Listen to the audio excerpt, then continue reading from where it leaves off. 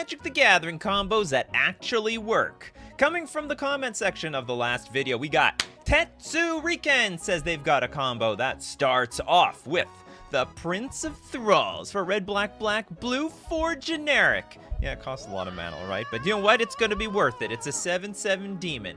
Because whenever a permanent an opponent controls is put into a graveyard, put that card into play under your control unless that opponent pays 3 life. I'm trying to make sure their life total is a bit low for this one. And we are going to give the Prince of Thralls indestructible through the Battle Rage Blessing. So angry you can't even defeat the demon. It's an instant. Target creature gains Death Touch and indestructible until end of turn. And then it is time for the last final piece of this puzzle. We play Damnation. We destroy all creatures, they can't be regenerated. Your opponent has one of 2 options. They either give you the damn creatures because of Prince of Thralls, or they're going to pay a ton of life. You're definitely going to punish them token players one way, or are you going to punish token players? Maybe not. Tokens are going to disappear. You're going to punish people who have a lot of creatures, though. It's either theirs or they take a huge chunk of damage. I love it. All right, let's start off with Toilet Duck. Sorry, not start off. Let's continue with Toilet Duck. Evil Presence? Like actual presence? Okay, I think you meant presents. Presents? There might be a present card for all I know. Okay, Evil Presence, a black aura. Enchant land. Enchanted land is a swamp. Plus the Skull Saucer. Skull Saucer. Saucy it up. Oh, maybe you did mean Evil Presence. Hold on. Evil Presence. Oh, you did. Okay, this is an unset Chaos I noticed after the second card and the third card, these aren't real cards, but I guess it's a combo within the unset category. Okay, so Evil Presence, as in gifts. They've been cursed. This gift Santa comes with a horrible, horrible curse. He left poop in your present. Okay, we got a black 2 generic sorcery. Put a creature card from your hand into play under target opponent's control. That creature attacks each turn if able and always attacks its controller. What? Attacking you? The Skull Saucer, black 4 generic. Zombie head. I guess this is what we're given. Flying. When Skull Saucer enters the battlefield, destroy target creature and put your head on the table. Sacrifice Skull Saucer when your head stops touching the table. And then Chaos Confetti. Oh no! Pay 4. Artifact. Pay 4. Tap. Tear Chaos Confetti into pieces. Throw the pieces onto the playing area from a distance of at least 5 feet. Destroy each card in play that a piece touches. Remove the pieces from the game afterwards. Are you saying like we can destroy the player? I don't know if the player counts as a creature. But I think that's what you're trying to do. Basically, use Evil Presence with Saucer to put your opponent's head on the table. Use Confetti to destroy the head to destroy it. I don't think that's how it works. But I would be surprised if it actually does. Okay, our first super chat of the day, we got Kyle Driver. Hey there, Nikachu. Sorry I haven't been around for the live shows. New job has been crazy. Thank you so much for the super chat. Look at that. Kyle Driver donating the super chats, which means who's going to get a free super chat? Lotus says, I love your channel so much, especially the videos about people getting caught cheating. Everyone loves the cheating videos. I'm getting also a little bit known for the AI videos. You know, I just started signing stuff at Magic Cons. Nikachu, I love your AI videos. It's like, oh my god, I can't believe that's what I'm known for now. All right, we have a free super chat to give away to. Let's give it to Station Disaster with Imodane plus City on Fire. Hold on, which Imodane? You know, I don't like it when you give me one. Okay, this is Imodane's recruiter. This is Imodane, the actual person. City on Fire. It confuses me sometimes. It confuses me. You only give me like half the card. I need the whole card here, people. And Lightning Bolt. Lightning Bolt! Is that the best way to finish our opponents off? And apparently we can do 243 damage to each opponent. Okay, how does this combo work? Whenever an instant or sorcery spell you control that targets only a single creature, deals damage to that creature, it deals that much damage to each opponent. I guess we know we already got spoiled. It's going to be Lightning Bolt. And City on Fire has Convoke. If a source you control would deal damage to a opponent or player, it deals triple that damage instead. We're now up to 9. We deal 9 damage. And now we got Fiery Emancipation. All right, hold on. I have no idea.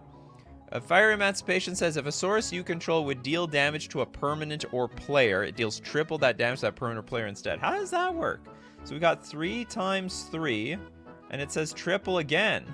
Times 3. Isn't that just 27? How do you get the 243 damage? If a source you control would deal damage to a permanent or player, it deals triple that damage to that permanent or player instead. 3 damage. Whenever it enters a sorcery, it deals that much damage to each opponent. If a source you control would deal damage to a permanent or player, it deals triple that damage instead. Oh, does it? I'm just thinking it deals down only to a single creature. That's only when it multiplies it to each opponent. I have no idea how you get to this 240 number. Deals triple. So 3, 20, so we're up to 9. Then we're up to 27. 27 times. How do you even get that? Oh, okay, I see. 27 times times 3 to each opponent. Okay, so you deal 27 damage. Okay, we've corrected the math. I'm like, how did... Am I that far off? You know, I'm just thinking, have I been out of school that long that I can't even do multiplication? They do multiply essentially. Okay, so you got 20. So in total, we do 27 times 3 to the opponents. We deal a big boatload of damage. All right, next we got Hoxton with All Will Be One with Obnixilis. Obnixilis. Kingpin, the captive kind.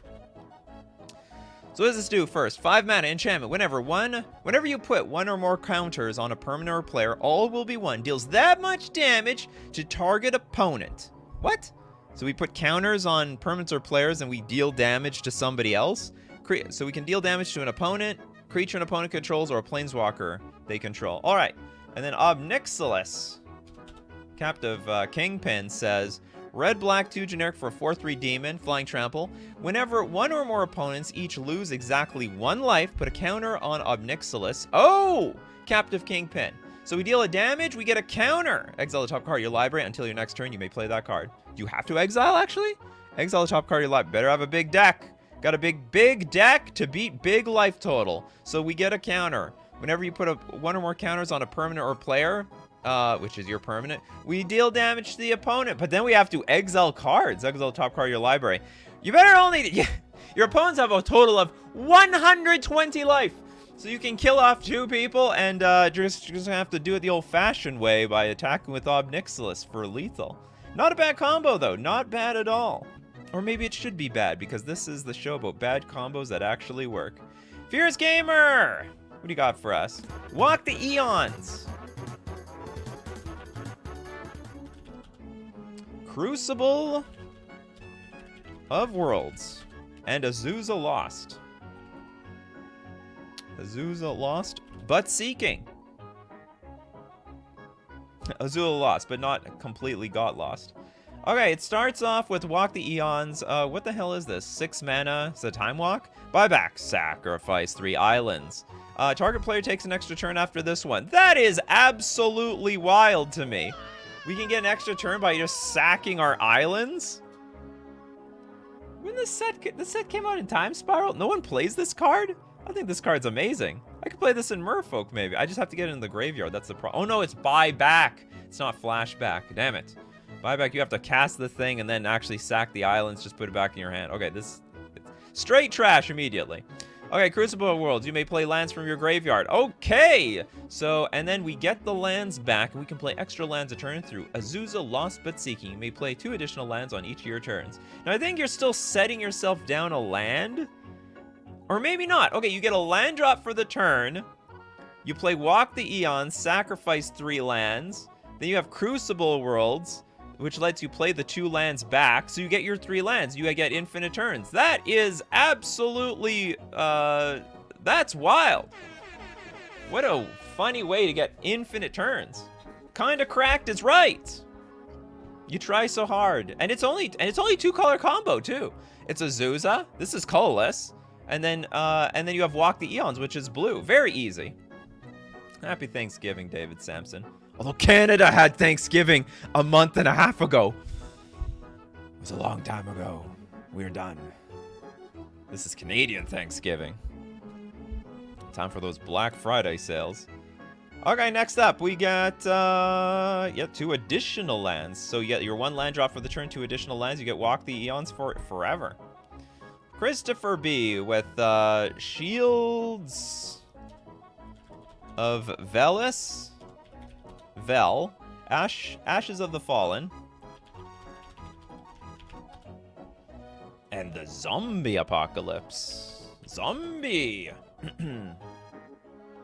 Okay, how does this work? Zombie Apocalypse. 6 mana, return all zombie creature cards from your graveyard to the battlefield. Then destroy all the humans. Get out of here, humans.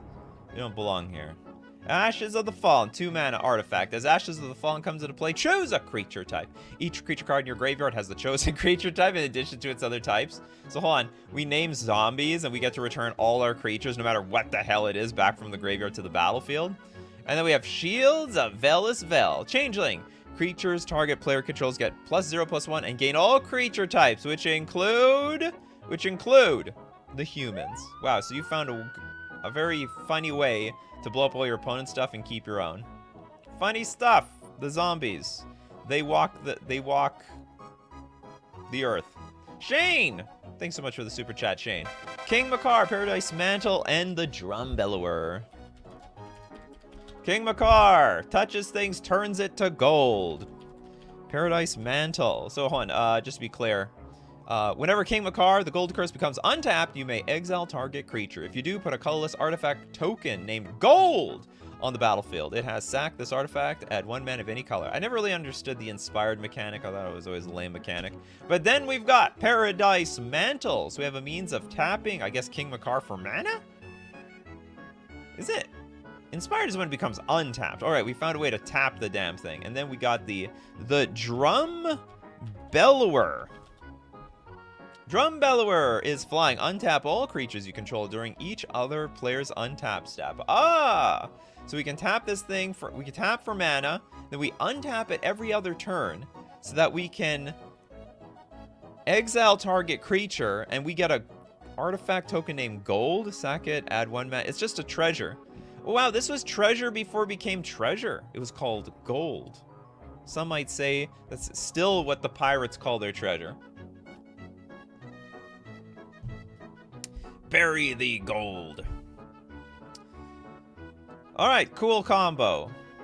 Isn't Boxing Day soon? That's after Christmas, Toads. Come on. Tell me you're not. Where was that comment? Tell me you're not Canadian without saying you're not Canadian.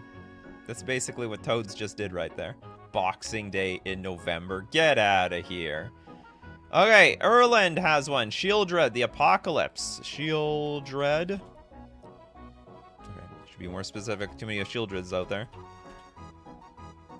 With Trelasara?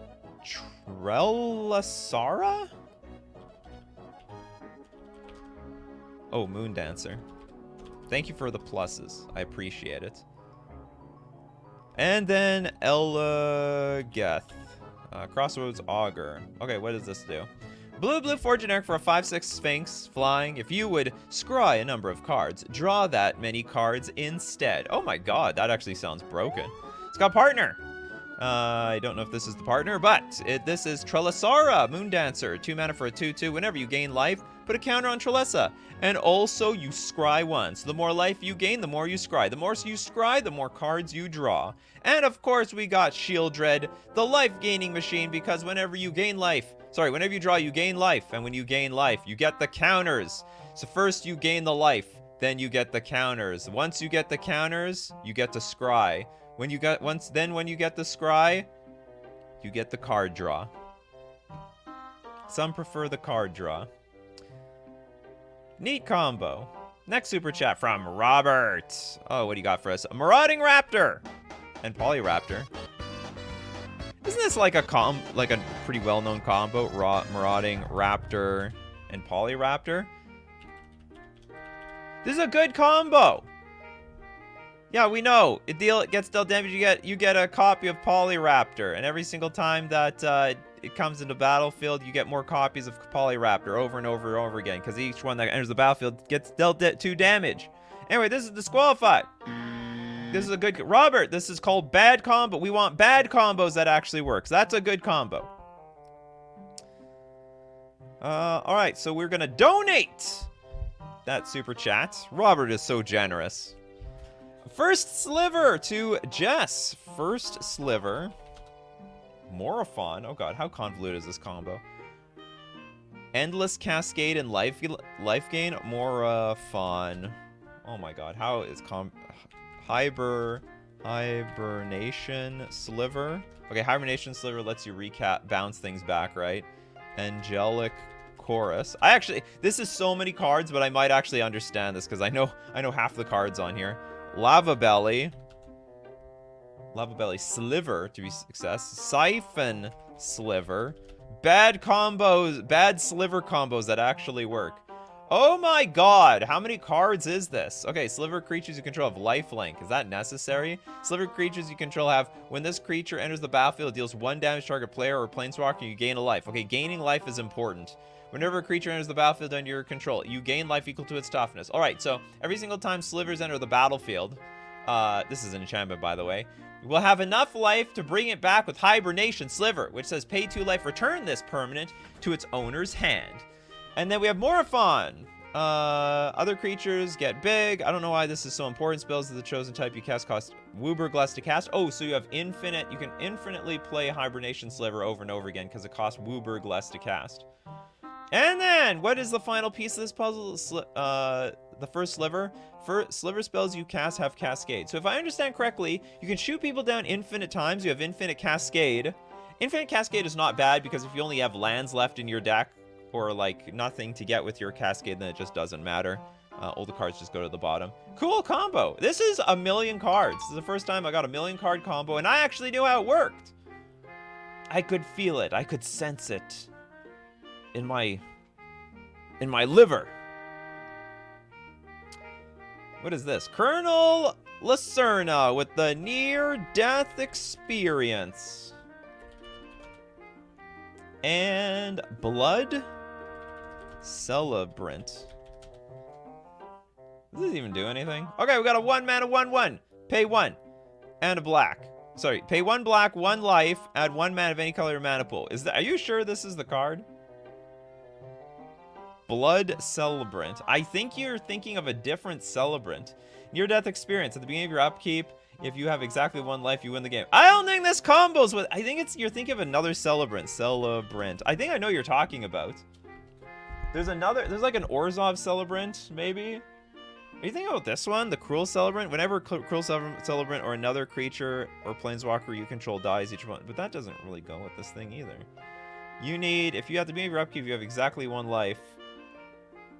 Tough combo. Oh, I see. Oh, maybe this was the card. Black, pay 1 life, add 1 mana of any color. Oh, you know what? This is the combo. I get it. So you're just paying life to get down to 1 at your at end of turn. Yeah, that's it. Blood Celebrant. Use black mana to pay life. You know, I thought that you have to like sacrifice this. Yeah, you just want to end of turn. I'm gonna pay enough life so I go to 1, and hopefully at my upkeep I win the game, and hopefully nobody has a burn spell, or no one's gonna play that last sliver combo versus me. Okay, yeah, that's cool. I like that. That's a funny combo. It's a bad combo, but it actually works. If your opponent's doing nothing. The DJ Vinyl. Make yourself lose the game. Turn 1. Why would you want to do that? With Lotus Petal. So you're going to commit Seppuku. You need a Swamp. And Blood Celebrant. What? Another Blood Celebrant combo? What are the odds we have back-to-back Blood Celebrant combos on this show? Activate infinite number of times until you hit 0 life? I don't think that works. Because you don't have mana. Lotus Petal, a Swamp, and Blood Celebrant activate. Because you need the mana. You need to pay a black for each individual cast. This actually does not work. Cannot commit Seppuku with this combo. Sorry about that. So we will donate your super chat. Because you need to pay for each black mana, you need to pay a life, and for each 1 life that you pay, you also need a black mana. That's the full cost of the thing. It's not like you can pay 1 black. It works. It pays its own mana into itself. Oh my god, I'm an idiot. Yeah, add 1 mana of any color. Oh, so you don't need that many swamps. So you actually clarified this last oh my god. Okay, so that last combo got even better. Was the super chat just to clarify how stupid I was for the last one? Make yourself lose the game. Yeah, you pay a black. So it just filters mana, and you get to pay your life. Oh, that's true. Oh. Ah, this is the usual part where people will leave because like, I can't stand Nikachu. He doesn't even understand his own combos. Or that's not, well, it's not my combo. Yeah, you pay the black. You pay the black, you get a black. Rinse and repeat. Okay, this is an honorary amazing combo. And it's a 2-card combo. And it's been around for forever. That's wild. Make sure that no one has Lightning Bolt in response. Make sure no one has Lightning Bolt.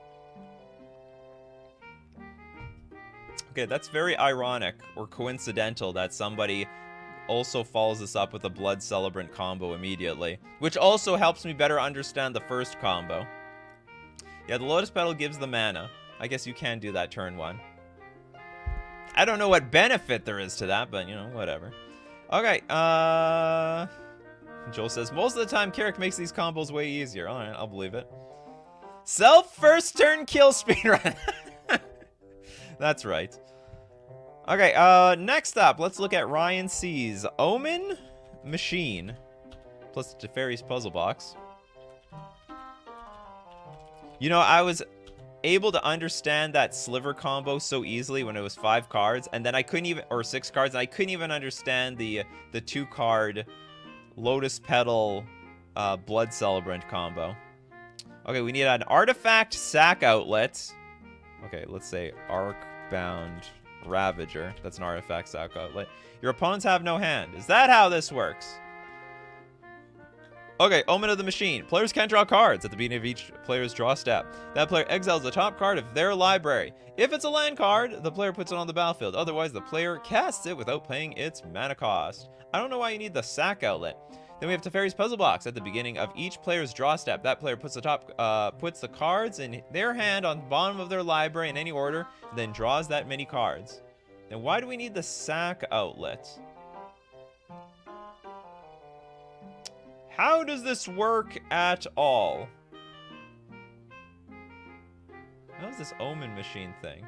Omen Machine plus Teferi's Puzzle Blocks plus Artifact, sack outlet. Your opponents have no hand. They can't draw. Oh, it's just... Hold on, so you just... Okay, let me get... You just want to wipe out their hand and then sack the Teferi's Puzzle Box, and then you get to keep your hand. Is that how I'm interpreting this? At the beginning of each player's draw step, they put the cards in their hand on the bottom of their library in any order, then draw that many cards. But they cannot draw cards anymore. So I think that's your idea. Okay, got it. Okay, that's it. That's a bad combo that actually works. That's what this show is all about. So your opponents have no more hand, then you just sack the damn things to your Arcbound Ravager, and you continue as if you already always had your hand. Yeah, your opponents lose their hands, but you sack the Omen. You sack it. You keep your hand. Junior Jones, thank you very much for your super chat. Ornithopter, Enduring Renewal and a Blasting Station. Ornithopter. Innocent 002 Flyer, Enduring Renewal. I swear we've seen this combo on this show. Blasting Station. So Enduring Renewal is play with your hand revealed. If you draw a card, reveal it. Reveal the top card of your library instead. If it's a creature card, put it into your graveyard. Otherwise, draw a card. Whenever a creature is put into your graveyard from play, return it to your hand. Whenever a creature is put into your graveyard from play, return it to your hand. So you want to do that with the Ornithopter? You sack the Ornithopter to the Blasting Station. Sack it, deals 1 damage to target creature or player. Whenever a creature comes into play, you may untap Blasting Station. How does this work again? If you would draw a card, reveal the top card of your library. If it's a creature card, put it into your hand. Otherwise, draw a card. Whenever a creature is put into your graveyard from... I think you only use the bottom text of all this. Whenever a creature is put into your graveyard from play, return it to your hand. So you can replay it for free. Replay it with Blasting Station, rinse and repeat for eternity. Keep just sacking this thing. You play your Ornithopter, untaps the Blasting Station, and shoot everyone to death. It will work. They will all die. Okay, next super chat. What do we got here?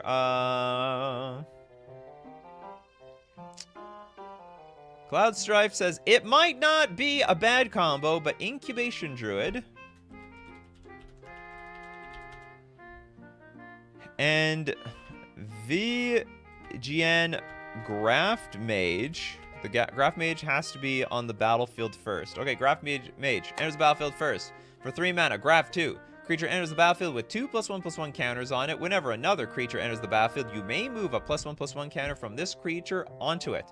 Also, pay 2, untap target creature with a counter on it. Incubation Druid. Tap add a mana of any type that a land you control could produce. If it has a +1/+1 counter on it, add 3 mana of that type instead. You can also adapt for 3. So what's the combo? So the idea is we have this on the battlefield first. Untap target creature with a +1/+1. Oh, infinite mana, right?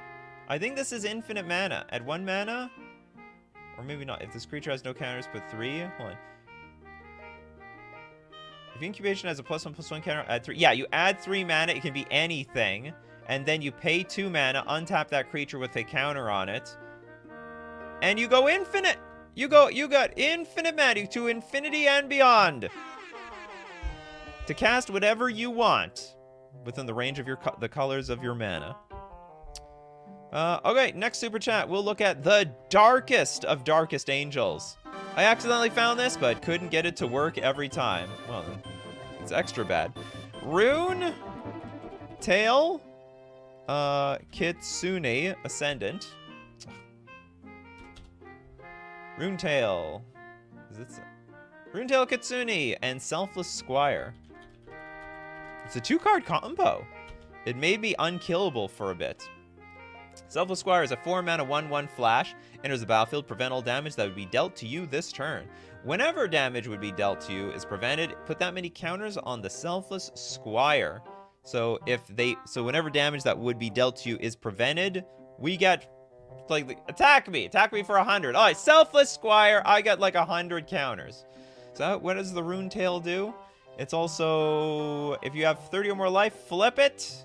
Flip a Rooney, prevent all damage that would be dealt to creatures you control. Doesn't that save you once? If I understand correctly?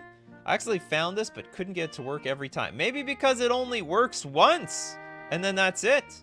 And then never again. You get to prevent the damage. Okay, so this thing prevents damage for eternity. Prevent all damage that be dealt to creature. Only this is creatures you control. So this thing is invincible. But it doesn't protect you for forever. You need to, like, blink this thing for eternity. And it doesn't blink or anything like that. The damage prevented part is constant. Whenever damage would be dealt to you. But it's... Selfless Squire looks at you for damage that is prevented to you, and the Runetail Essence says prevent all damage that would be dealt to creatures you control. So the Selfless Squire is invincible, but you are not invincible. People can just attack past the Selfless Squire and hit you. There is some synergy here. Yeah, we were missing one part of this. We need to be immune to damage for eternity, and then it would work. Bad combos that are missing one card from going off. All right, thanks for sharing the combo, though. Maybe someone... Hey, if you know the final piece of the puzzle that makes this combo work, let me know in the comment section below. And you know what? Darkest Angel would appreciate it. Then Darkest Angel can win with the damn combo. All right, you know where to get your terrible combos from? You get them from FusionGamingOnline.com. And if you have any new combo pieces to get from the Lost Caverns of Ixalan, you pick them up. The first place I look, the FusionGamingOnline.com. Why would you want to buy there? Because it's a way of supporting this channel. You could buy from anywhere, but you could support Nikachu MTG Live from buying at FusionGamingOnline.com. And don't forget to use coupon code Nikachu at checkout for 5% off all your purchases. We're also going to thank Mana Traders, the premier place for renting Magic cards online, to play as many combos or variations of decks that you want in Standard, Pioneer, Modern, and Legacy. Why build a collection on Arena that's going to rotate out like tomorrow, when you can actually play Standard on Magic Online? Rent the decks, and when they rotate, you don't care, because you know what? you are just renting the cards in the first place. You can support the channel using my Mana Traders link in the description below or save 10% off your first 2 months using coupon code Nikachu_3KF. And now back to the bad combos. Terrible combos. But we love them terrible combos. Who doesn't like terrible combos? And who doesn't like ad time? Is Pariah the missing card? Ooh, probably maybe we've cracked the code. Pariah. That's like enchant creature. All damage that would be dealt to you is dealt to enchanted creature instead. Although I don't think that's gonna make this thing bigger. It will make the game. It will make you invincible. That's for sure. Because whenever damage is dealt to you, it's dealt to this thing. So it will not make the Selfless Squire bigger because it's just redirecting the damage. But that's a cool way of still fulfilling the prophecy. I like it. I like it. Okay, next up, what do we have? Well, that was the last one, was a super chat. So we're going to get a freebie over here. How's the damage work if the damage is redirected? It just deals damage. Deals damage to the creature. But the creature is indestructible, basically, because we're preventing all damage that would be dealt to creatures we control. So that's how it works. It's it works. Yeah, it will not make the Selfless Squire bigger, because we're redirecting. We're not making the Selfless Squire bigger. But no one's gonna, like, no one will attack you anyway if they know the Selfless Squire is gonna get bigger. Suddenly boop! Looks, I guess you're called suddenly boop because there's like a cat underneath your bed that will suddenly boop you. War Storm Surge. And then out of the tombs. Into Ashnod's Altar. I should have a bingo card, like, because is there a show that we've done that we don't see Ashnod's Altar on here? I don't think so. 3 mana, sack a creature, get double colorless. Out of the Tombs, we got a black 2 generic enchantment. At the beginning of your upkeep, put 2 Eon counters on Out of the Tombs. Then mill that many cards equal to the number of Eon counters on it. So the more counters, more mill. And then if you would draw a card while your library has no cards in it, instead return a creature card from your graveyard to the battlefield. Ooh, that sounds dangerous. If you can't, you lose the game. So basically, you run out of library, it doesn't matter. Instead of drawing a card, you reanimate whatever the hell you want from your graveyard. And then we got the War Storm Surge, red 5 generic enchantment. Whenever a creature enters the battlefield under your control, it deals damage equal to its power to any target. Good enough for me. Hold on, how does this work though?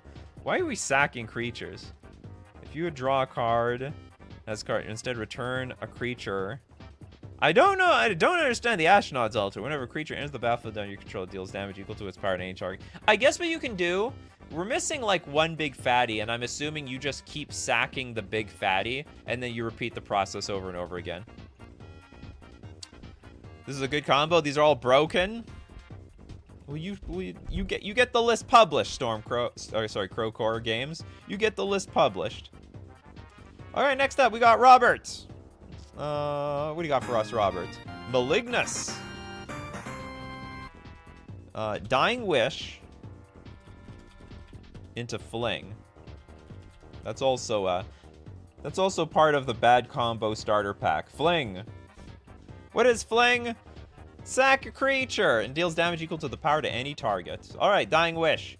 Enchant creature you control. When an enchanted creature dies, target player loses X life and you gain X life where X is equal to its power. So we're going to gain double the damage. And then Malignus. Its power and toughness are each equal to half the highest life total among your opponents rounded up. Damage that would be dealt to Malignus can't be prevented. Half the damage? Oh my goodness. So what that means is you're going to deal half over here and then the other half to the Fling. That's half times 2 equals a whole. Yes. I had to do the math in my head. So you can kill off one person. All right, next let's take Jay Gain with the Hull Breacher, which is banned by the way, and Whirlpool Warrior. Just letting you know that's a banned card. In Commander, that is. Blue 2 generic for a 2/2 Merfolk Warrior. Enters the battlefield, shuffle the cards from your hand into your library, then draw that many cards. Pay a red, sack it. Each player shuffles cards from their hand into their library and draws that many cards. This is seriously Wheel of Fortune? It's, well, not Wheel of Fortune. I guess it's Windfall? No. It's... However many cards in your hand, you better spend them, because otherwise you're going to lose them. And then, yeah, Hull Breacher combos perfectly with that. Man, I sort of got more into Commander after Hull Breacher was banned, damn it. I didn't get to experience a combo like this, but it works. It's good for cat. If you rule 0 out the ban list, it works perfectly. Next super chat from Dark Star Ashura.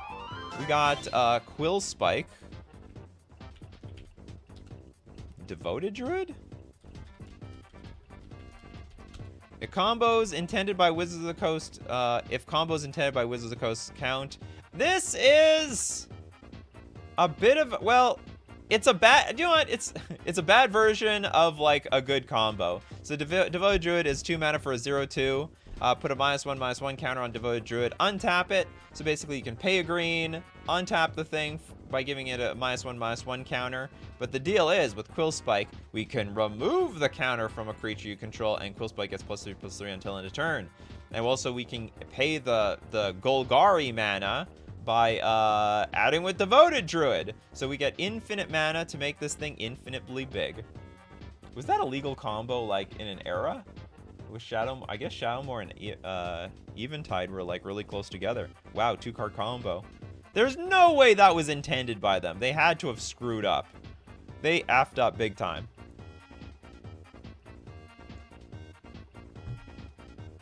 All right, let's look at Play Legacy and Vintage. Yeah, I guess you can play. A lot of stuff can pass actually in Vintage. Matthias. Heyo, Nikachu. Me as a Commander player must say Rat Colony and the Thrumming Stone. Isn't that like that's like a jank combo that's like super popular now, isn't it? 5 mana. Spells you cast have Ripple 4. Which means whenever you cast a spell, you may reveal the top 4 cards of your library. You may cast spells with the same name as that spell among the revealed cards without paying their mana cost. Put the rest on the bottom of your library. Sorry, put the rest on the bottom of your library.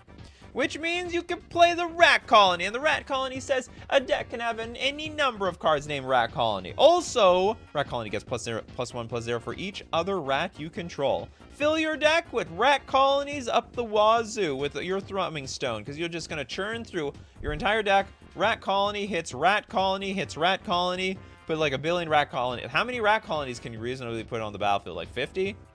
I have no idea. You need like... How much mana do you need? I don't know, like 35 mana? How would you do this? Not put like... No, I think you can have like Soul Ring. It's not like Cascade. It's Ripple! Yeah, you can ramp into Thrumming Stone and then get your Rat Colony out. Cool combo.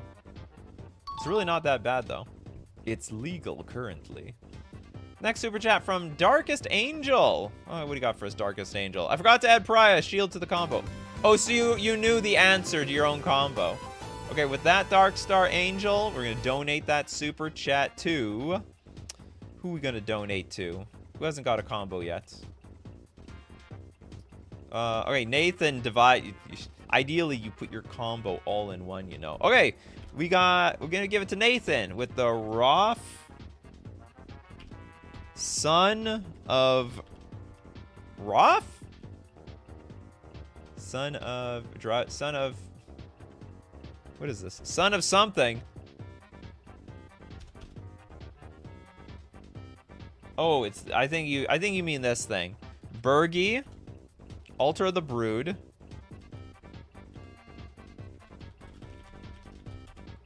And you want Cloudstone Curio. Cloudstone Courier says, whenever a non-artifact permanent comes into play under your control, you may return another permanent you control that shares a permanent type with it back to your hand. Alter the Brood, whenever another permanent enters the battlefield under your control, each opponent puts the top card of their library into their graveyard. You got Bergie. Whenever you cast a spell, add red. Until end of turn, you don't lose mana, and creatures you control can boast twice during each of your turns rather than once. But I don't know how do you recycle this? So you bring this into play, and what you want to bounce the Bergie? Whenever you cast a spell, add red. Until end of turn, you don't lose the mana, and what you replay Bergie. Aren't you gonna run out of mana? I think you need 2 Rograx or something. Maybe not even the legendary one. You just need another, because Cloudstone says whenever a non-artifact permanent comes into play under your control, you may return another permanent you control that shares a permanent type with it to its owner's hand. So you gotta like This is a creature. This is the only creature. Yeah, we got to add a Memnite or a Ornithopter. And then just replay it. Just bounce him and you can't. I believe you have to bounce another. Whenever a non-artifact permanent comes to play, you may return another permanent. Yes, the dotted line, the fine print will get you. So Ornithopter makes this combo work, and you can mill your opponents to death. And you have infinite mana. And then you're going to be super happy, and then you're going to get the W. Can't be an artifact. You may return another permanent you control that shares a permanent type. So if they're both creatures, it's fine. It's good, all right? 2 thumbs up. Oh, yeah. Yay, yay. Why doesn't Memnite work? Kobold works. What, another random kobold? They're both creatures. Like, what, am I missing something? Whenever a non... Oh, it has to be a non... Oh, sorry. Yeah, I did miss something. We screwed up! We screwed up. We need another kobold. Get another 0 mana kobold. It has to be a non-artifact permanent. The first line says circular strategy. That's what you're missing. It's not the fine print. It was the big, bold print in large 17-point font text that you're missing around here. Okay, let's look at, I think that was, okay, that last one was a donated super chat, so let's get another, let's get David with the Shire Scarecrow. Oh, this is a legend, they need scarecrows out there. Blossoming Turtle? Tortoise. And a Shaya. Soul of the Wind. Okay, I don't know. Soul of the... Oh, sorry. Soul of the Wild. There we go. Okay, we have a 5-mana Star. Power and toughness are each equal to the number of lands you control. Also, non-token creatures you control are forest lands in addition to their other types. The Tortoise, the 4-mana 3/3. I thought this was supposed to break Commander. I think everyone was super hyped for this card, and now it's price tag dropped. Sank like a damn rock. Sank like a tortoise. Enters the battlefield or attacks. Mill 3 cards, then return a land card from your graveyard to the battlefield tapped. Activated abilities of lands you control cost 1 less to activate. Also, land creatures you control are bigger with +1/+1. Shire Scarecrow, Defender, pay 1. Add 1 mana of any color. Activate only once. What does this do? Okay. Non-token creatures you control are forests in addition. Okay, they're forests. So this is a forest, this is a forest. And also activated abilities of lands, which is this is a forest. So we can pay 0 for this, add 1 mana of any color. Oh my god! Infinite mana! That's broken. That's a pretty unique way of getting infinite mana. And also the Blossoming Tortoise. Like a Blossoming Tortoise and the Shia, they're not bad by themselves. I like it. We have actually 2 good cards and 1 jank card to make infinite mana. Cool stuff. I never understood the hype for the turtle, said Steve Cooper. Neither did I, but, you know, some people are just excited about cards.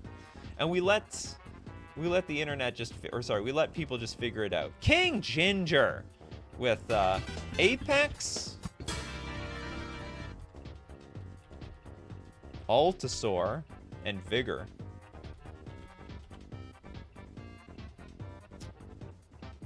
Where's Apex? The Vigor. Isn't that the card, like, it's in the graveyard, everything has trample or something? There, oh, here we go. Okay, 6 mana for a 6/6 trample. If damage would be dealt to another creature you control, prevent that damage. Put a counter on that creature. For each 1 damage prevented this way, when Vigor is put into a graveyard from anywhere, shuffle it into its owner's library. Oh, it's slightly different than what I thought. So if damage would be dealt to another creature you control, prevent it. And put a counter on that creature for each 1 damage prevented this way. Who gets the counter? If damage would be dealt to another creature you control, prevent that damage, and we put a counter on that creature. I'm assuming it's our creature, but it could be your opponent's creature in exchange for preventing the damage. And we got Apex Altasaur. Big Dino. 9 mana for a 10/10 dinosaur. Wait a minute, I have a dinosaur sound effect. I never remember my dinosaur sound effect. It's a 10-10 dino. Enters the battlefield. It fights up to one target creature you don't control. It's got Enrage. When Apex Altasaur is dealt damage, it fights up to one target creature you don't control. What the hell? Can you just, like, keep doing that? Hold on, so you're going to prevent damage. So I'm assuming you prevent damage. Your non-vigor creatures get the counters. Oh, sweet. Okay, vigor and then cast dino. We fight, we prevent damage. We don't take damage, they take damage, and we make our creatures bigger to then fight more creatures. This is the school bully around here. Just looking for a fight over your yogurt and thing of milk at the cafeteria. Okay, next up we got, oh god, Bob. What is this big pile of text you have for me? Okay, we have Malachite Talisman. Or is it Malachite? Plus, we'll go with the Karametra Acolyte. Karametra's Acolyte. Equals dump your hand. And then a mix of tributes to the World Tree.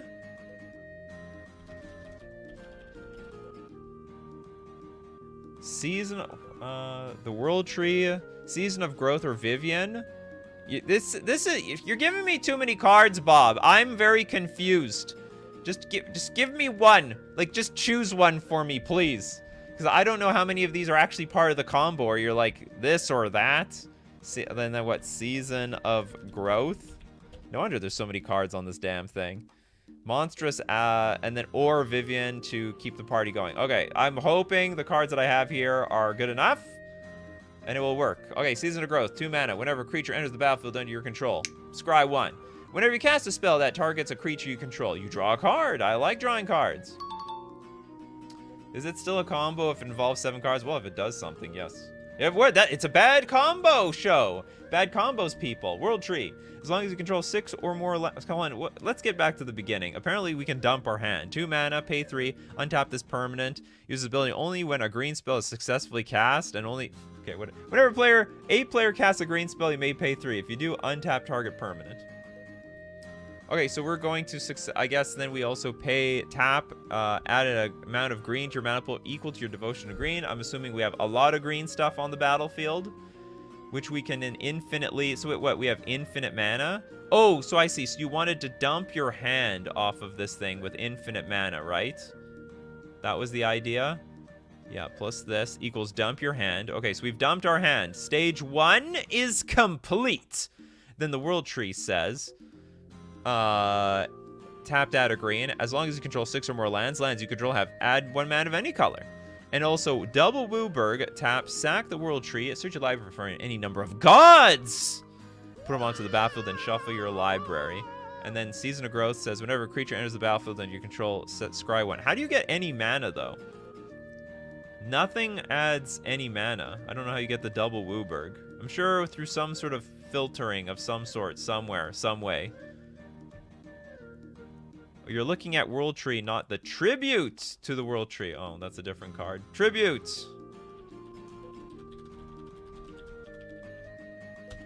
Darkstar sure knows how this combo works. Okay, 3 mana enchantment. Whenever a creature enters the battlefield under your control, draw a card if its power is 3 or greater. Otherwise, put 2 counters on it. That will combo with Season of Growth. Because whenever a creature enters the battlefield, we scry 1. And whenever you cast a spell that targets a creature you control, draw a card. How does that work? Whenever a creature enters the battlefield under your control, draw a card if its power is 3 or greater. Otherwise, put 2 counters on it.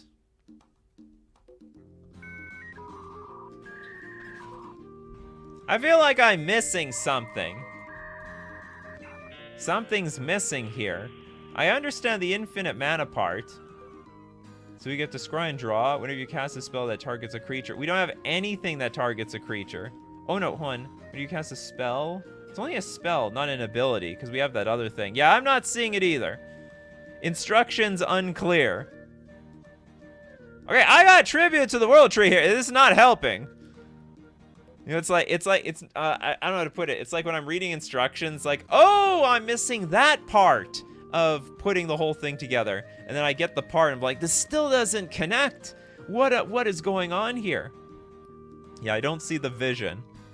I like this comment. Instructions unclear.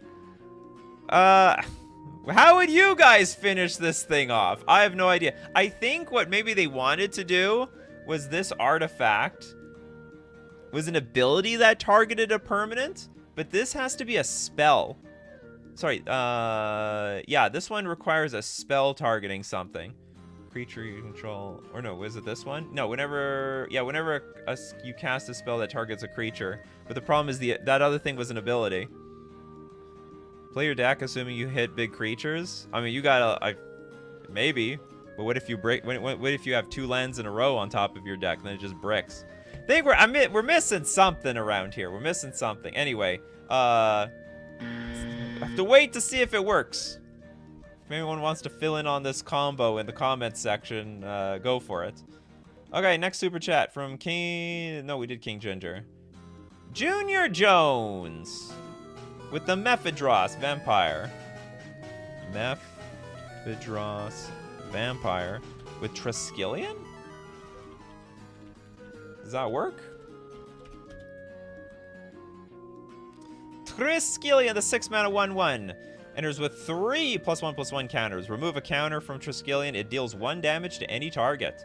And the Vampire is a 6-mana 3/4 flyer. Each creature you control is a vampire in addition to its other types and has, whenever this creature deals damage to a creature, put a counter on this creature. So you can snipe off your entire opponent's board. They're going to be very, very unhappy to see that this combo pulls off.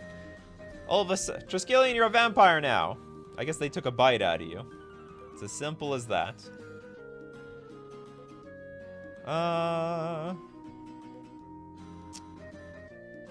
Okay, where is our next combo coming from? Who hasn't got a combo yet? Who hasn't got a combo yet? Did Joel get one? Can't remember. Ad nauseum. Sickening Dreams. And Glacial Chasm.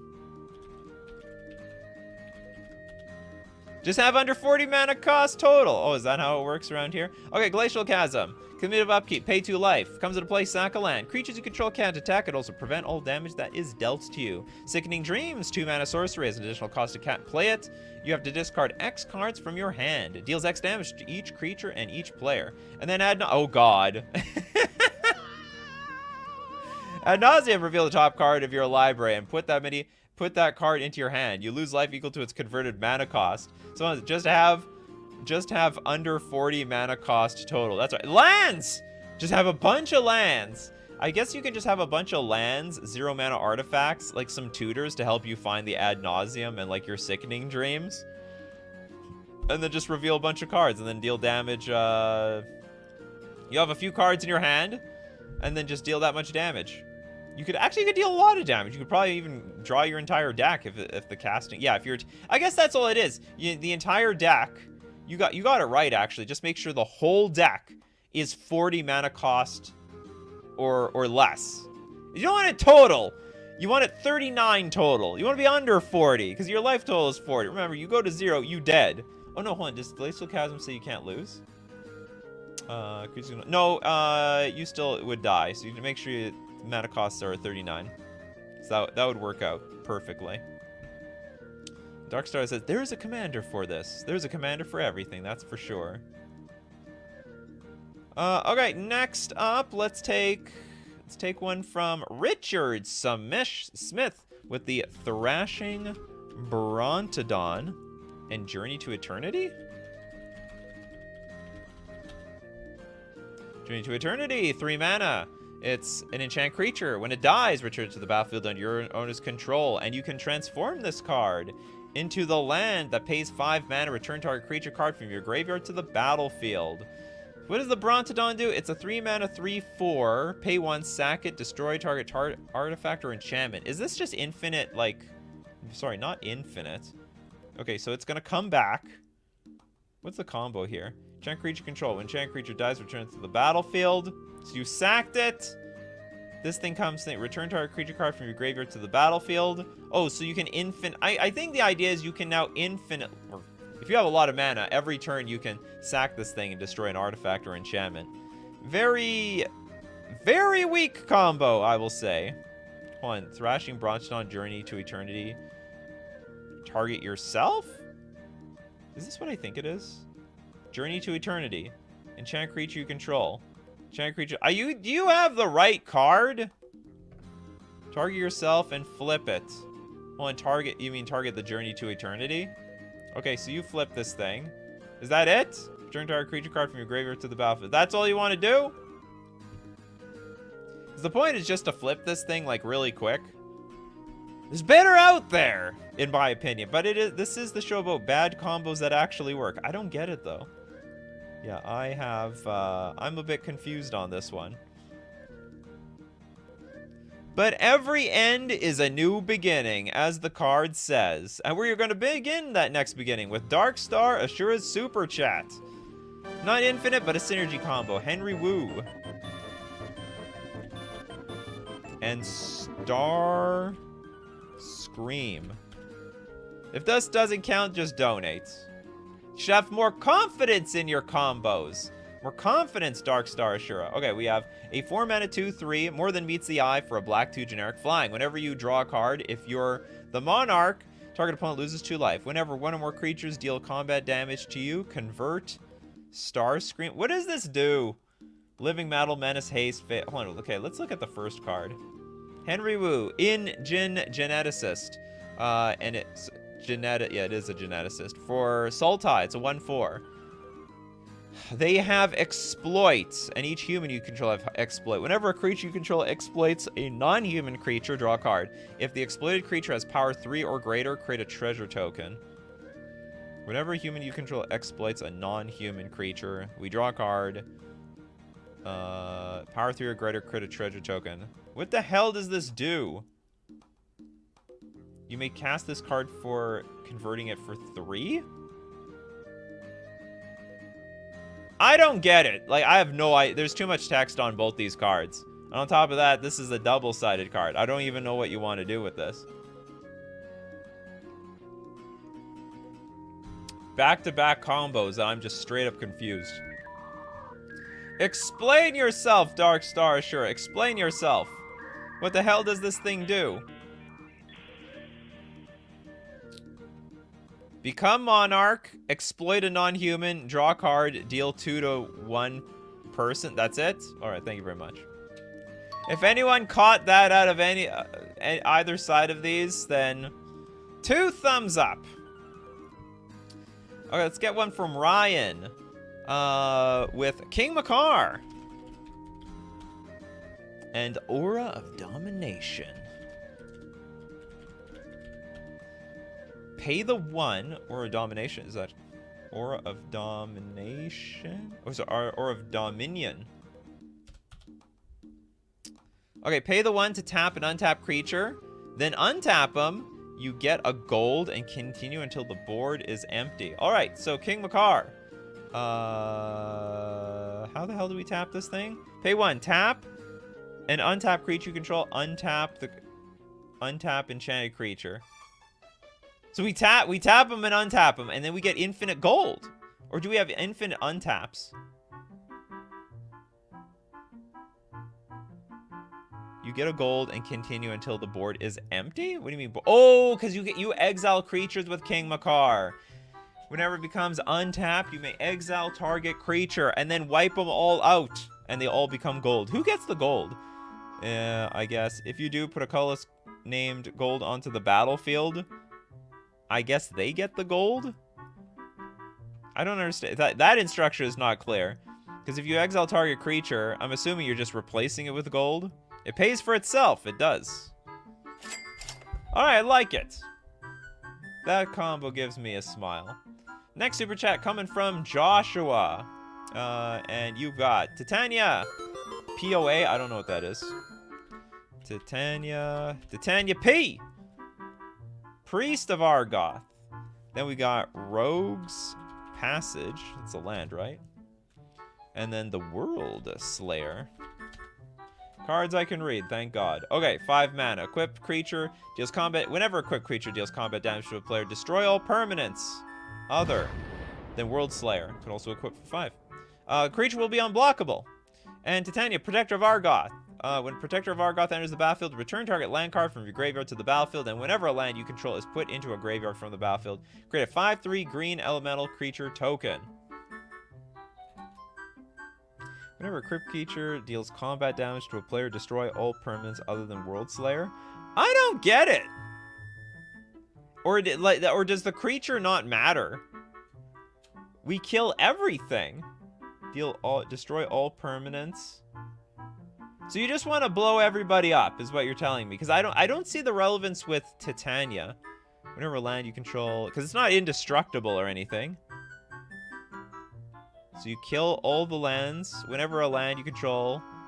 Oh, so it's gonna trigger? Okay, that's cool. Okay, that's great. It will trigger on the way to the graveyard. It sort of looks at itself as everything dies. That's totally fair. Okay, cool. I've never seen the interaction happen. Sometimes everything goes to the graveyard, you get nothing. Sometimes everything goes to the graveyard and all your stuff triggers. Cause it's weird. Why would this thing has to hit the graveyard for it to trigger? But if it's already in the graveyard, why does it trigger? You know?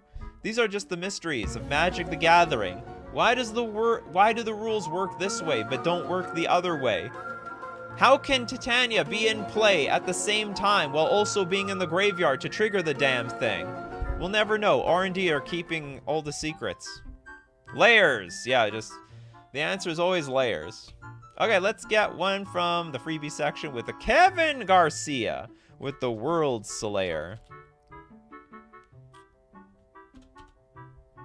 Okay, again the world. Okay, we just had a World Slayer one. Okay, and an indestructible creature equals big lol, part of my equipment deck. Well, you have to choose an indestructible creature. Isn't there... What's an indestructible creature? I don't know. I honestly don't know many of them. Okay, but that's your combo. Neat one. Okay, we'll take another freebie from the chat. Oh, I think this is going to be the last free one that I have to only work on. We're already past an hour. We're into the hour range where I have to just plow through the super chats. We'll get one from... Who has got nothing? Majra, I don't think you got one. Okay, Cloud Key. And then we're going to go with Falco Spara. Sensei Divine and Top. Sensei's D. And the 13th Doctor. Equals draw your deck. You know, I would prefer a little bit more explanation than that. Is it called just the 13th Doctor? How do I look up 13th?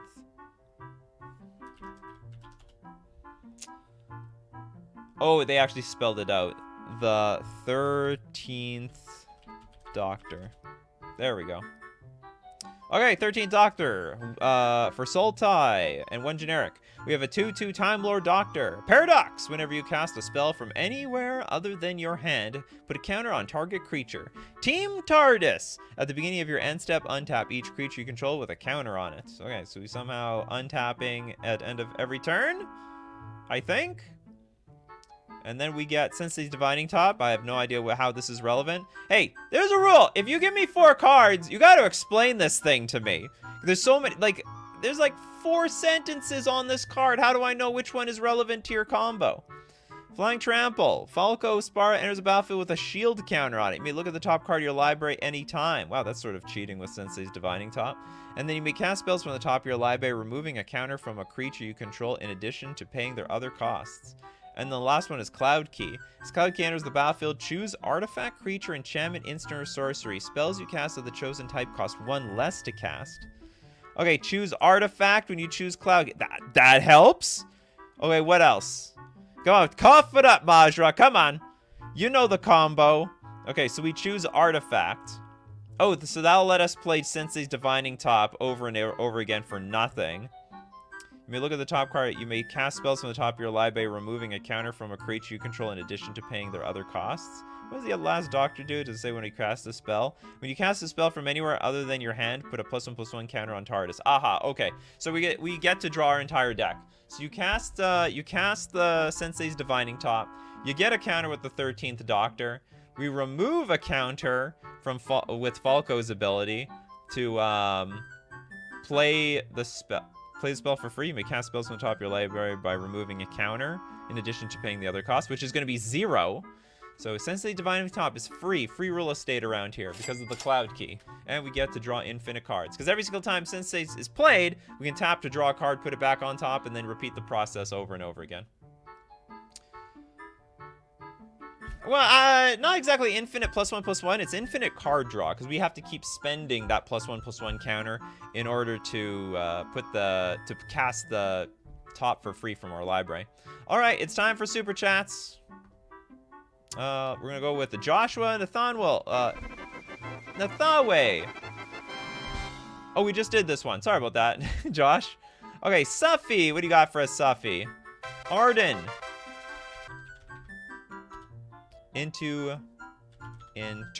Intrepid. Archaeologist. Oh, no, that's the whole thing. Spy Kit. And Eradicate. Okie dokie. Eradicate. 4 mana, sorcery.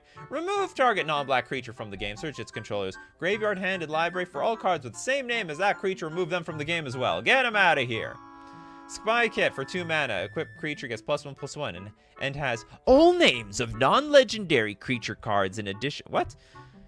And has all names of non-legendary creature cards in addition to its name. Oh my goodness. Hold on, but so I'm assuming we've got to wipe out somebody's deck. At the beginning of combat on your turn, you may attach any number of auras and equipment you control to target permanent or player. Ah, so that's how we get rid of. So how we move the Spice Kit. I was just thinking you can't equip to creatures you don't control. But I guess the archaeologist gets around that. So we give our this equipment to somebody, then we exile the card, and we remove all creatures with the same name, which are all names, and get rid of their entire library of creatures.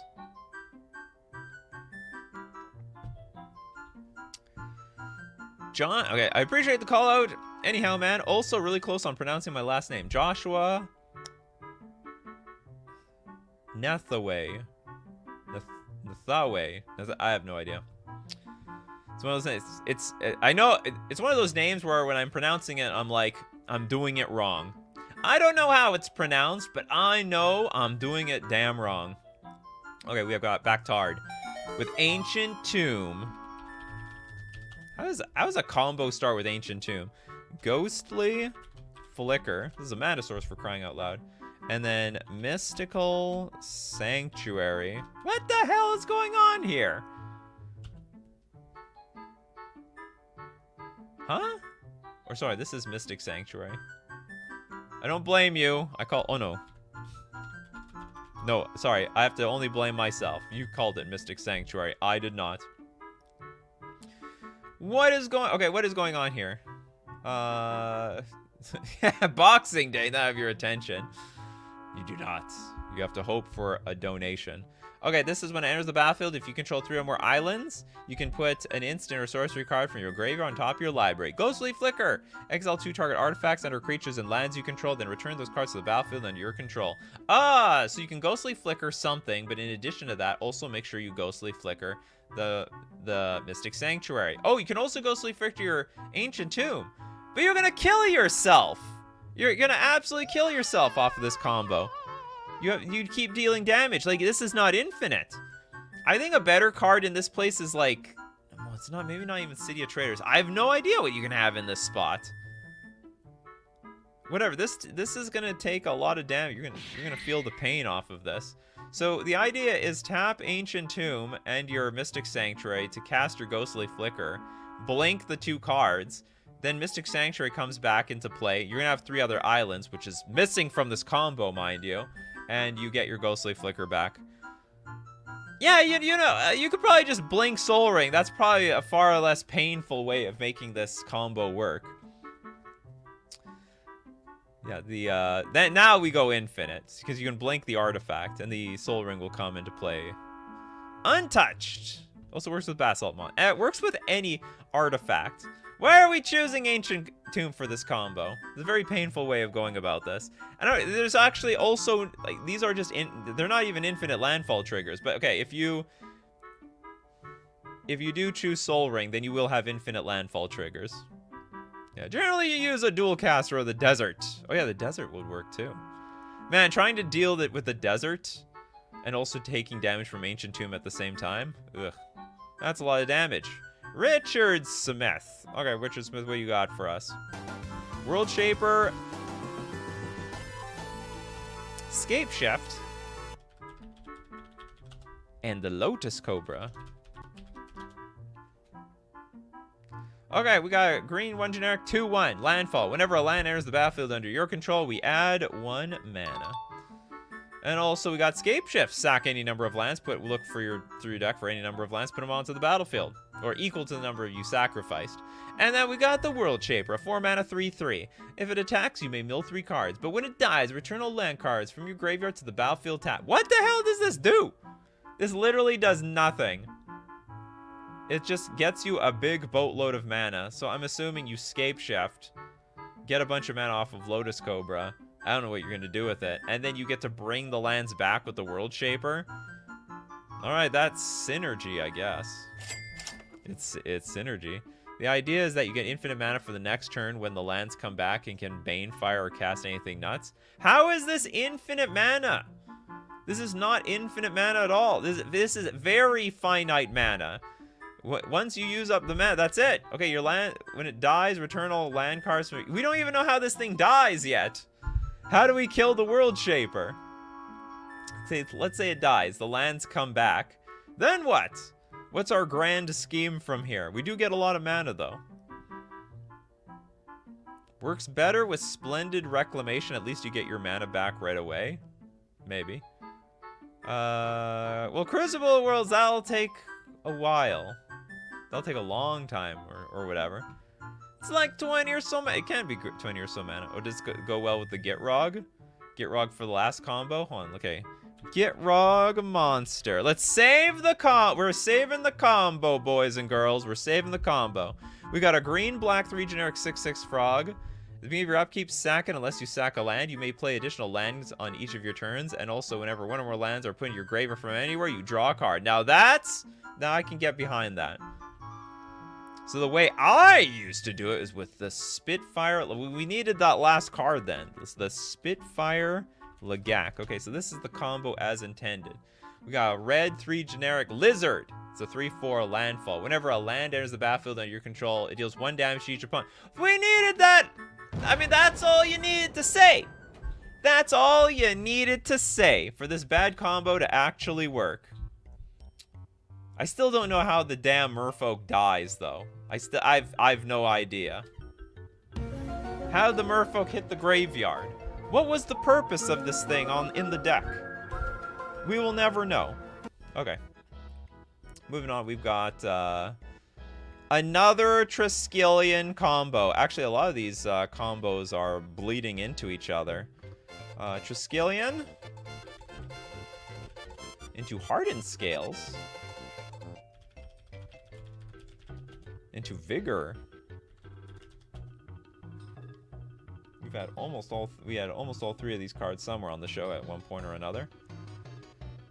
Okay, 6 mana, 6/6 Trampler. If damage would be dealt to another creature you control, prevent that damage and put a counter on that creature for each 1 damage prevented this way. Huh? Okay, so on. If damage would be dealt to another creature, it has to be another creature you control. Oh no, but it can deal damage to itself. Prevent that damage. Oh, that's cool. So Hardened Scale says if 1 or more counters would be put on a creature you control, put that many +1/+1 counters. Put 1 plus another one on instead. And then we have Triskelion. Comes to play with 3. Remove a counter, deal 1 damage to any target. So you remove a counter, deal damage to itself. It's gonna get prevented by the Vigor because it's another creature. Then we get to have a counter on it. And then the Hardened Scale says, no, we're going to double the counter. You got 2 counters. This is a 2-for-1 deal. All right? It's Black Friday, Triskelion.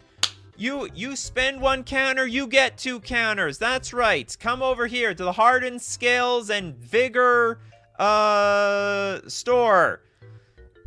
Get it now. Deal lasts only until the end of Boxing Day, and then it runs out. I know I've read the card. I need to reread it. I don't know what Vigor does, actually. And then okay, now moving on. We go to the Big Squig. Fire Covenant. Into Binding Agony. Classic, simple, and bad. You better believe it. Okay, we have 2 mana enchant creature. For each 1 damage dealt to enchanted creature, Binding Agony deals 1 damage to that creature's controller. Smack him. For each 1 damage dealt to enchanted creature, deals 1 damage to that creature's controller. That doesn't sound good. Okay, Fire Covenant. As an additional cost of play, Fire Covenant, pay X life. Deals X damage divided as you choose among any number of target creatures. Okay, I am assuming we are enchanting our opponent's creature. And then I'm assuming we are paying as much life as we possibly can. What is it? +1 deals 1 whenever 1 damage is dealt to enchanted creature. Or do you have to? I'm assuming if you pay 90 or 39 life, it will deal 40. I can't tell if it's going to deal double or if it'll deal 40. I don't really understand this card. We don't have any gatherer. For each one, oh, I guess no, it says for each 1 damage. Okay, so I just have to pay half my life. Pay half my life and then they're dead. And it's over. Put Binding of Agony on Ulamog. Okay, the Krakening Games. Krakening Games. What do you got for us? The Watcher in the Water.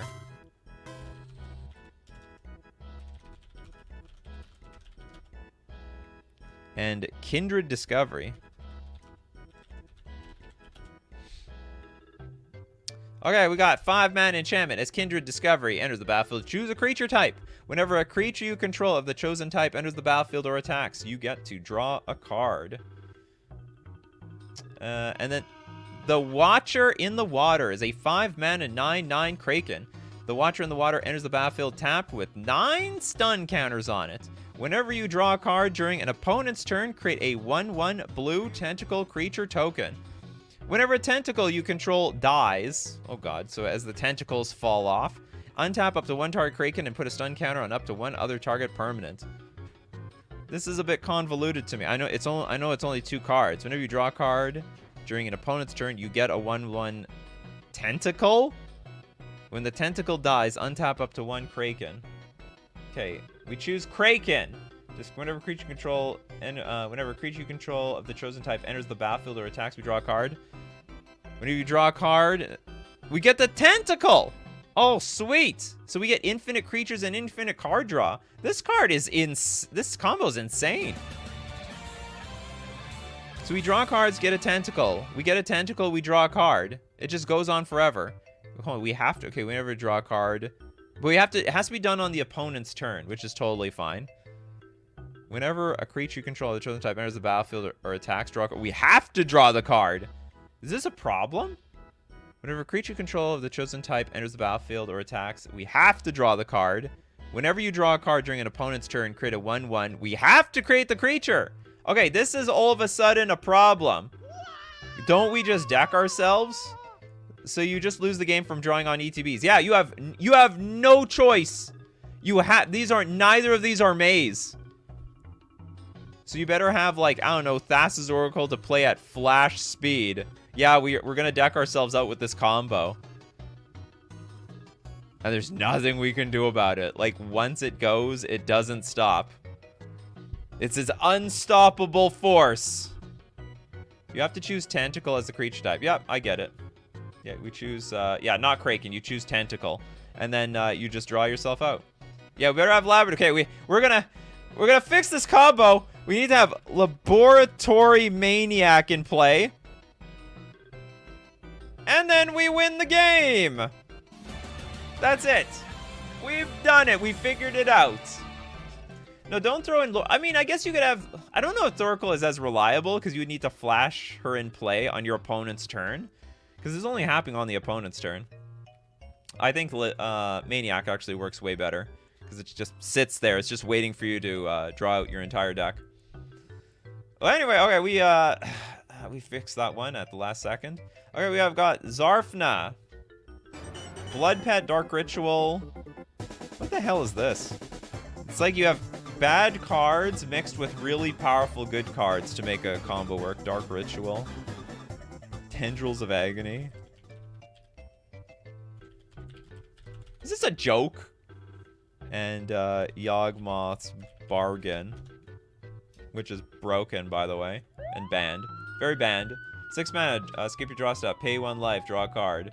Draw as many cards as you want. Tendrils of Agony. So, hold on, how is this supposed to work? I think you're just going to... Oh, you know what's interesting about Tendrils of Agony? Okay, so you're going to play a Swamp, Blood Pet.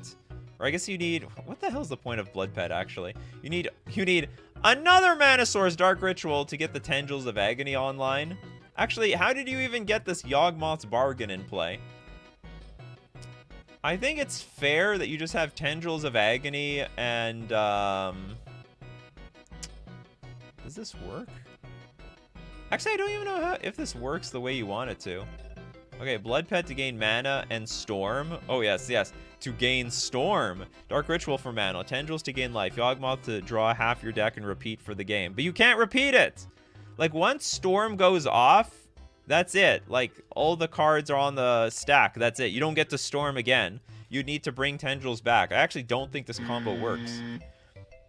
You have 3 busted as hell cards in this thing, and it still doesn't really work. Or you need to copy your Tendrils of Agony some way. Or no, actually copying doesn't work either because it still won't trigger Storm.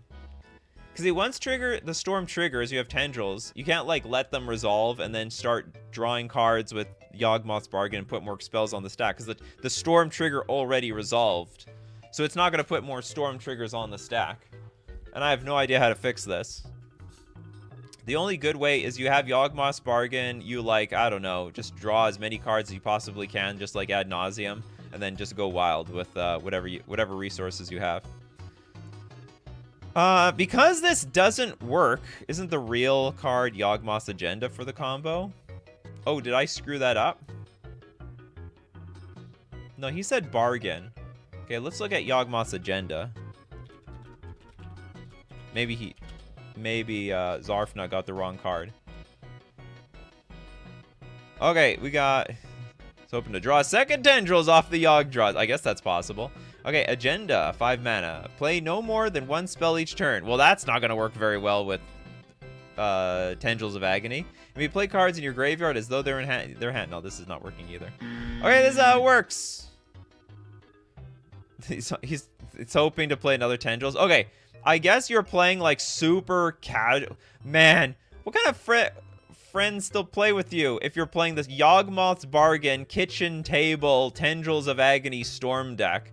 You can kill them on turn 1 for crying out loud. Like, what else does this deck have? Black Lotus and Moxen and stuff like that?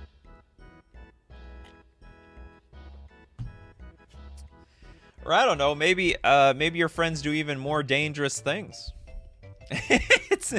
Okay, so apparently this is not a commander deck. This is Kitchen Table Magic, where we have 4 Yawgmoth's Bargains and 4 Tendrils of Agony to keep the thing going. And Zarfna does have the Lotuses and the Moxen in there. Alright. Must be a fun play group. Okay, so with that, it actually works. I will say that's a good combo, though, technically. Jacob! Okay, what do you got for us, Jacob? We need to clench our palate from that dangerously busted combo. Alright, we got Squee the Immortal. Bergie. Bergie is back. Witty Roastmaster. Oh, come on. Okay, what does this combo do? Okay, Skirk Prospector, I know. At least. And then Goblin Warchief. Maybe I can figure this out. I know most of these cards. They don't have a whole lot of text. Warchief. Goblins cost 1 less to cast. Also, Goblins have haste. We have Skirk Prospector. Sack a Goblin. Add a red mana. Witty Roastmaster. I don't know what this one is. It's a red 2 generic 3/2 Devil Citizen with Alliance. Whenever another creature enters the battlefield under your control, Witty Roastmaster deals 1 damage to each opponent. Whenever another creature enters the battlefield under your control, so if you can repeatedly play a creature, infinite damage. Bergie says whenever you cast a spell, add red. Squee the Immortal can be played from exile or the graveyard. Okay, so I'm assuming we're sacking the Squee. How do we sack the Squee? We sack the Squee to Skirk Prospector. So hold on, first we cast the Squee, we get a red mana. We sack the Squee, we get a red mana, and also it's got a discount, so it's actually only costing us 2 mana, so actually we get infinite damage with the Witty Roast Master. That works. Roasted the Squee like a marshmallow. Okay, back to Backtard. Jared. There's actually a card named Jared out there. Oh, the Golgari Leech Lord. And Hatred. And then any creature. Let's bring Squee back then. Squee loves the Hatred. Okay, what does this do? Jared gets +1/+1 for each creature card in your graveyard. Pay 3, sack a creature. Each opponent loses life equal to the sack creature's power. Also, sack a swamp and a forest. Return Jared from your graveyard to your hand. So Hatred says pay X life. Target creature gets +X/+0 until end of turn. Sack creature. Each opponent loses life equal to the sack creature's power. I see. Okay, so we make the creature. We can give Squee +38. +0, and then sack it to the Jared, and then everybody is dead. That's right. Everyone is very, very unhappy at the table. And we'll last off with a Darkest Angel to redeem myself. Everyone is allowed to redeem themselves. Don't worry. If not today, another day. You chose today, though. Gitrog Monster with Crucible of Worlds. This is very close to a good combo. Okay, Zuron Orb. Okay, we already have like almost infinite mana, or sorry, infinite life. Fast Bond. Okay, that is infinite life. Place Life Gift. Did we need this last card? Life Gift. Never heard of Life Gift. Life Gift, green 2 generic enchantment. Whenever a land comes into play, we gain 1 life. Next up, we have Fast Bond. You may play any number of lands. Well, that's very well timed, but we're not done yet. You may play any number of lands on each of your turns. Whenever you play a land, if it wasn't the first land, it will deal a damage to you. But that's okay, because it gets offset by the Life Gift. And then we have Zuron Orb. Sack a land, you gain 2 life. Crucible World says you can play lands from your graveyard. And the Gitrog Monster says, whenever more land cards are put into a graveyard from anywhere, you draw cards. So you are drawing cards, you're gaining infinite life, and also it says you can play an additional land on each of your turns. But that's not relevant. That's for sure. At the beginning of your upkeep, yeah, don't worry. We're sacking lands, we don't care. With all those 5 combo cards, we have an amazing combo that actually... bad combo. That actually works. And with that, that is Coffee and MTG, people. Oh my goodness. We had a lot of cool combos today. We also had to solve some combos. We had a few combos that were a little incomplete, but the coffee crew got there, filled in the cracks. And if you want to be here to fill in also those cracks and contribute to your combos, you got to be here Monday to Friday, 11 o'clock a.m. Central Standard Time to be part of Coffee and MTG. We're also got to thank everyone who supports the show. If you're a patron on Patreon, a member on YouTube, or you super chat to be part of the show. We also have to thank everyone who's here in the morning. Thank you so much to Uark, Eon, Kenkusha, The Big Squid. We got Steve Cooper, The Bear, Tom Squires, Toads, Christopher B. Jamie, we got The Fox Clouds, Zarfna, Nicholas, Sov, Jacob. Who else do we have? Secular Strategy, Mario, Suddenly Boop, Matthias, because you guys are the show. So as usual, my coffee crew, keep brewing up them coffees, and we will keep brewing up the magic. Take care of yourselves, and I'll see you at the next cup.